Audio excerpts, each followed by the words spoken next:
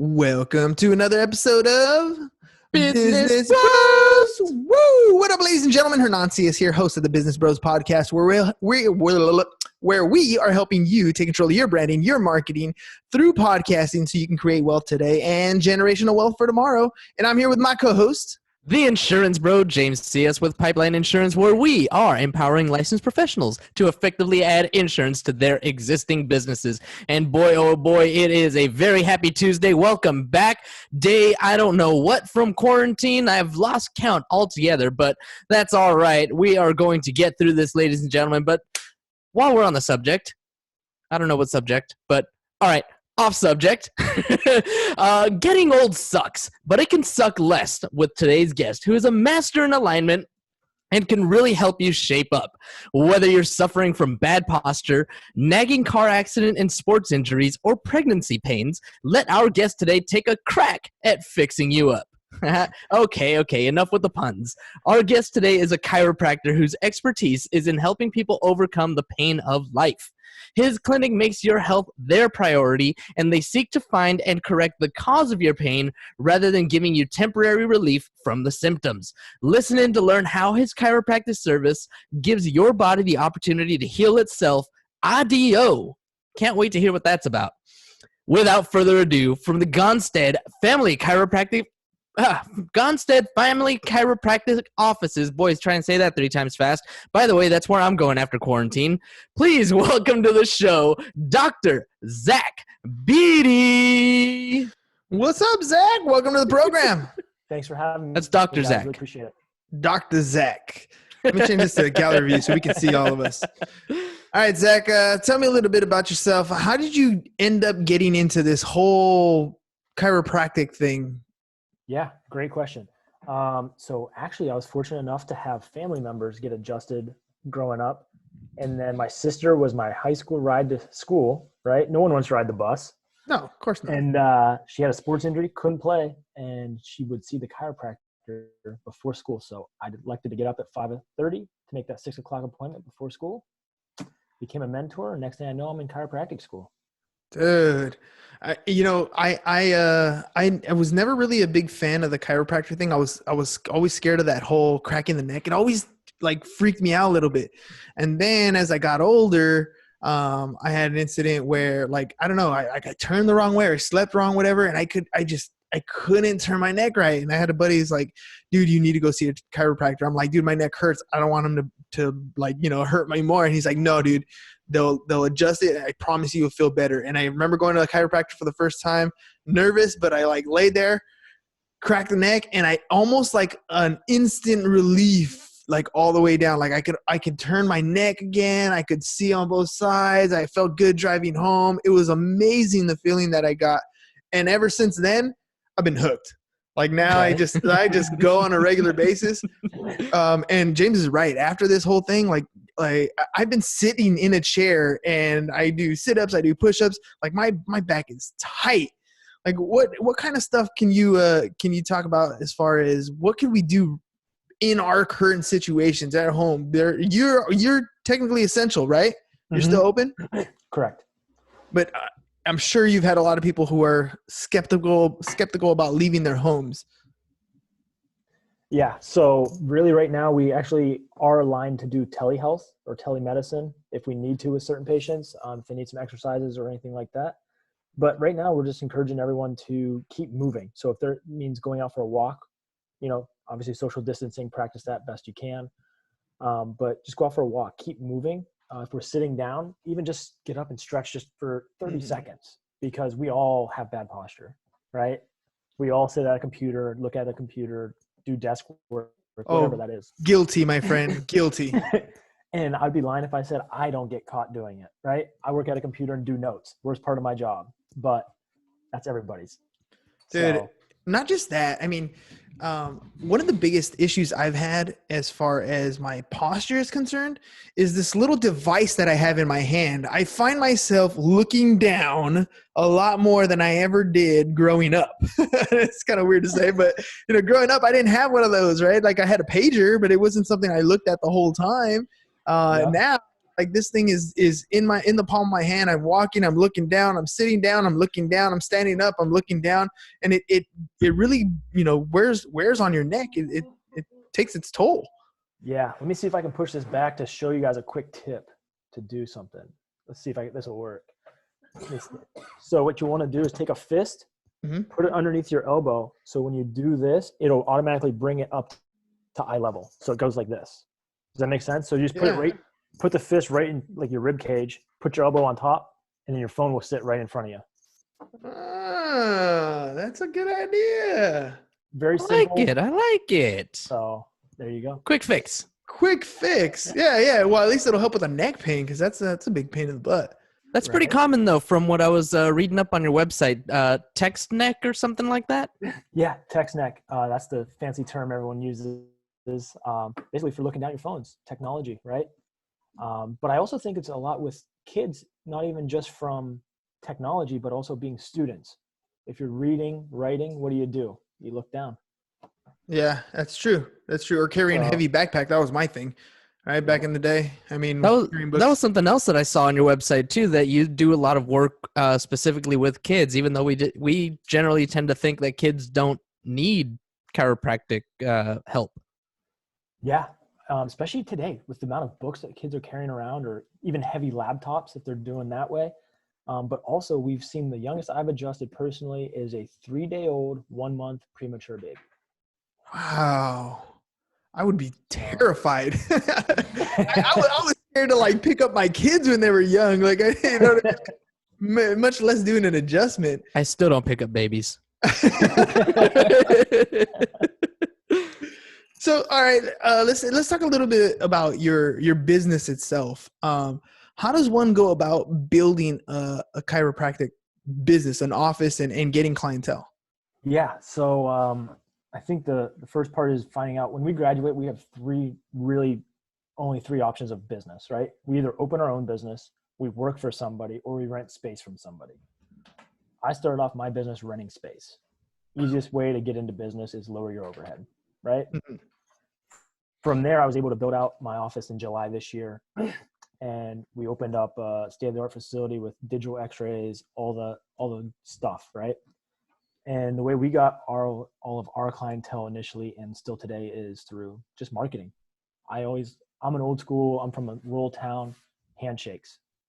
The more handshakes you can make, the more people know you, right? And I like that. Get in front of people, tell them what it is you do. It's pretty basic. Yep. And sometimes I don't even tell people what I do. I just say, hey, I'm Zach, so-and-so. If I can ever help you guys out, you just let me know. I think just talking to people, they'll remember you if you make an impression just by being who you are. Yeah. That's a good way of going about it, because let's be honest, now more than ever, human communication is something people crave, right? So we've always craved that interaction. We just recognize it more today because we don't have it, but it's always been something that we look out for. We want to interact with people. We want to talk to other people. We want to shake hands and get to know something new. School, for example, I've always been fascinated with kids like in kindergarten through I want to say 4th or 5th grade. They love going to school. They come home excited about what they're learning. They're passionate about learning. And then somewhere around 6th, 7th, and 8th grade, when the math kicks up a little bit and the rigor kicks up a little bit, all of a sudden learning's not fun. It's a chore, right?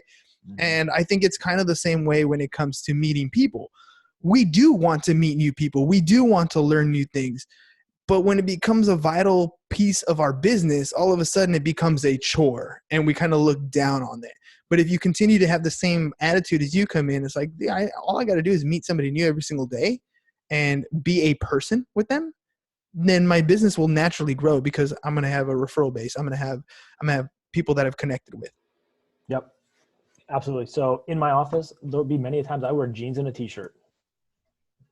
Cool. I like that kind of guy. I mean, just because I have a title in the front doesn't mean that's who I am, right? Mm-hmm. I'm just Zach. Everyone knows me as Zach. So you stick mainly in the sports space, or are you kind of is your clientele mainly one demographic, or are you kind of a wide space? super broad, honestly. Like I mentioned before, the youngest was that 3-day-old premature baby. The oldest was 99. Wow. Yeah, well, that's So a full spectrum there. I That's can't a get much. life. That's a life spectrum. So, but yeah, I was teams doctor for a few sports teams. But I've also just done pretty much everything. Medicare, Medicare age all the way down to babies and kids. How long you been doing it I now? mean, I've been in San Diego about 5 years now in San Diego. 5 years, man. Okay, I always got to ask this. Any transplant who comes from another state, how do you like San Diego compared to where you came from? Hate the cost of living, but I love it's worth every penny though. Cost of living is expensive, except for this week. Like, what's up? All of a sudden, we get coronavirus, and like it's been raining, it's been cloudy, it's been windy. Like, I don't think I'm gonna run today because I'm afraid I'm gonna get rained on. But normally, like any other time of the year, we have a beautiful. Like by this time of the year, it's nice. We don't have any issues like this of rainstorms coming in on a Monday. But yeah, you're right. I mean, it's better than anywhere else, I guess. We complain about rain for like a week. I complain about people not knowing how to drive in the rain. All right, well, let's jump into some of your marketing a little bit more. So meeting people and shaking hands, that's a great start. But that's not going to get you off the ground and rolling right, as covering your overhead and being able to go out on your own. What other stuff did you kind of jump into? Yeah. So social media, right? That if you don't have a website or anything like that, you're already out of the game. You're a dinosaur at that point. So handshakes, marketing out in person. So that means a street fair, a running event. I hit all those. Google AdWords, all these social media things I think have value, but to put all your eggs in one basket is not a good recommendation. Fair, For sure. Fair. When you started your venture, you said you started renting space. Can you tell me what was it like as far as how you were feeling when you knew that you were going to step out and kind of take on the whole challenge by yourself? You know what I mean? Like there comes a point where your intention is to go out by yourself, but you're in a position where you're good now. You started making a decent amount. You have clients coming in. Now you're kind of weighing your options, and it is an option. The light opened up, and you're like, okay, maybe I should go this route. And then you take that leap of faith. Take me back to that. Yeah. So I actually had two of those moments. When I graduated chiropractic school, I had an offer that was very lucrative to go back home. And I was like, nope, I'm going to go just see what happens. So I just started my business from scratch, rented space, and made it work. And then this leap of faith, actually for me, I wasn't nervous a bit this time around. So when I went on my own, I just said, it's just going to work out. I've worked too hard. And so far it's been great. No turning back. Where's your office located? Kearney Mesa, right on Convoy. Oh, you're in a busy section. I like that. Also, you got surrounded by a bunch of great food, by the way. Just saying, you got all kinds of dangerous. Yeah, it is. We got one of my business partners has a school out there off of Claremont Mesa Boulevard, and like I don't go out there very often, but when I do, I cannot leave that area without grabbing some good food. I can't agree more. I like that Wingstop's place. I think it's off Convoy. Wingstop. Have you ever eaten there? I know where you're talking. I can't think of the name, but yeah. It's by that Costco area. I think it's like right around that area. Hang on, you're gonna talk about the food on Convoy, and you're gonna say Wingstop? No, right? I don't think it's called Wingstop. I don't think it's called Wingstop. Now that you said it, it's no. But you're like in the heart of like all of the good Vietnamese and it's Korean a Vietnamese place. Oh, okay. It's a Vietnamese place. Then it's definitely not Wingstop. No. Okay. You're right. Because now I'm thinking about Wingstop is like the buffalo wing place. Yeah. It's not that. It's not that. Crosswalk. Okay. Crosswalk. I think it's called Crosswalk. I don't know, man. There's a million good places. One of our insurance clients is out there. A couple of them, Banh Mi Boulevard, and what's the other one? Cali Baguette. I think they have one of their locations out there as well. Dude, Awesome, all good kinds of Vietnamese good food. food. That's one of those things like now, you're fortunate that you're an essential business and you're able to remain open, right? But it's funny how these small things like for me, going to the chiropractor was something I looked forward to all the time. Going out to eat at one of these restaurants, something I look forward to. Now it's like everything feels like it's taken away. Like I can't enjoy a good alignment. I can't go out and enjoy some wings, whether or not I remember the name of the spot or not. Right? I still can't even go. Like I'm limited. So tell me a little bit about what it's like as businesses tend to close up, as people stop coming in. Like how are you dealing with that? What kind of creative things are you doing to kind of stay afloat during these times? Yeah. We've been very fortunate to be named an essential business, first of all, because without that, we would just automatically have to close the doors. But, the feeling as far as that goes is really just letting people know that we're there for them. So we've been calling our patients and just saying, hey, we're here for you guys. If you guys need something, just let us know. It doesn't have to be an adjustment. Maybe they need toilet paper. Like maybe it's a can of soup whatever they need, just let us know. We're there to help. I can drop stuff off. I have a car. Mm-hmm. It's still got 4 wheels and gas, so we're good. Are you taking a different approach to your business during this time? Like, yeah, I don't know about you, but I've had a ton more time to focus, on working on my business rather than working in it. For me, the podcasting space has been huge. I'm helping people basically take control of their branding, their marketing by developing a podcast. So you have more content to put on social media, right? Like oftentimes there's a lot of people who struggle. They know they're supposed to post stuff regularly. They know they're supposed to put it out there on a consistent basis. They just don't know what to say or what to do. So, if you have a podcast, it's basically something where I could sit down with you for 30 minutes. We create a piece of content, chop it up, and then put it out there for people to see. That's one way to help take control of your own branding and in your own marketing, especially in a time right now where you can't really talk to very many people, can't really hang out with very many people. How are you using your time during this Corona crisis to help, your business out? Yeah. So the big thing right now is we're training staff. We're getting everyone dialed in because when it gets over, we expect the economy to boost. And we expect people to be hurting, sadly, because again, the sitting down, not being able to move, no gym time, no really even limited walk time, no hike time, no surf time. I mean, we're limited. And in San Diego, how many people do you know that run daily, swim, surf, bike, whatever? Mm-hmm. And it's taken away right now. So really just getting them ready. So when it comes in, we're ready for everybody. So there's no limitation, no snags. And then from a marketing standpoint, like you said, the content right now is the time to be doing all of your content because you can chop it up. So when I'm going on a walk right now, I'm talking into my phone. People probably think I'm a nut job and I'm just creating content on my phone to email to myself later and I'll take care of it and type blogs and create videos. That's what it's all about. That's 100% what you got to do. How did you guys do as far as looking at your business overall, knowing you were going to have shortages? I know James and I, we and our partners, we sat down and we started looking at, making our own projections and looking at what our revenue was going to be. And we had to lay some people off. And that's just kind of, the situation that we find ourselves in to try to make sure that the boat doesn't sink. And, if things get better, maybe we can have a way for them to come back. But it's one of those tough things that we have to go through. How did you guys end up faring in that sense? Were you able to keep everybody? Were you able to? Did you have to make hard decisions?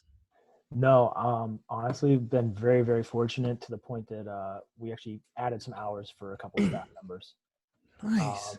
Just to get caught up and like you said, right now is the time to work on the business, not in the business as much.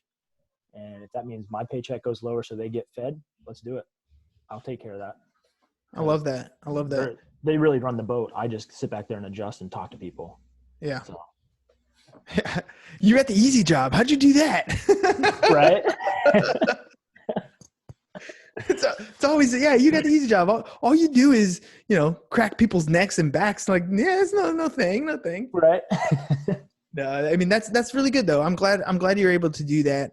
Is it because business and cash flow is still coming in, or is it because you were properly you planned for a rainy day? Planned for it, honestly. I think there's luck and there's planning, and sometimes they blend together. And right now we're kind of in both situations. That's really good then. That's really good. Because, I know, if you look at the average American, they're living paycheck to paycheck, sometimes living beyond their means. And you, in a time when there were so many small businesses starting, I mean, one of the things that is sad, but you're going to see, is a lot of small businesses close up. They've been running their operations like ATMs, money in, money comes in and it goes out just as fast. And they're just like many Americans, there are no reserves or very little reserves. And when we hit times like this, it's going to be kind of scary to see what happens. Some of my bigger concerns are emotionally related. Like what happens when you've had this big persona of success and now it's all taken away? How do you deal with getting punched in the face? How are we going to move forward? Fortunately, it's a worldwide pandemic, so there's a place to blame, I guess, or point the finger, but it's still a blow to our egos. How many people in the business space that are going through it, that are struggling, and what advice are you giving them? Yeah, actually, I'm glad you brought that up. I just created a San Diego Facebook page just for small businesses to get together and just say, hey, we're all in this. Like, there's no business that's not taking a hit of some kind right now. Mm-hmm. There's some that are taking larger than others, but everyone's in it together, and it's worldwide too. It's not just San Diego. It's not just the United States or whatever. I just think if everyone puts their minds together and their resources to make it through, then we'll all come out on top at the end. What are you asking? If you could ask for something, like your business or you personally, out in the community, if you can reach out and say, this is the one thing that I think would be the most beneficial during this time, what do you think that would be? So I would say reviews for people. If you've been to someone's business, to review them. However, Google and Yelp have slowed down their review process. So unfortunately, that's not a good one right now. I would say just supporting. So like for me, taking the staff and grabbing lunch at a local restaurant to support the mom and pop shop, or just that small business. If we can do that, great. The gyms. The other thing, gift cards, right? If you can buy a gift card at some of these businesses, that's money coming in that you can use later, and that's going to help them stay able to produce that for you. Stay afloat. Yeah. Yep. It's a scary time, and it's funny because you can look at it as two ways. Like on the one hand, it's sad because there's going to be people going into foreclosures. There's going to be people being evicted. There's going to be people losing jobs. And yet on the other hand, there's going to be less expensive real estate. There's going to be business opportunities. There's going to be both sides of this equation coming up. Were you around in 2008? Were you in business in 2008? And if you were, what kind of parallels you seeing between what happened then and what we're going through now? You're probably not going to believe this, but I'm younger than I look. Don't let this fool you. I got that going on too. Don't even worry. In 2008, I was graduating high school. So, okay. Really, I'll be honest. I didn't see it right from the same set of eyes that I do now. Mm-hmm. So I was just off to college, honestly, at that point. I'm gonna share a story with you because I totally feel bad, but I teach a course called Financial Algebra. I teach high school seniors, right?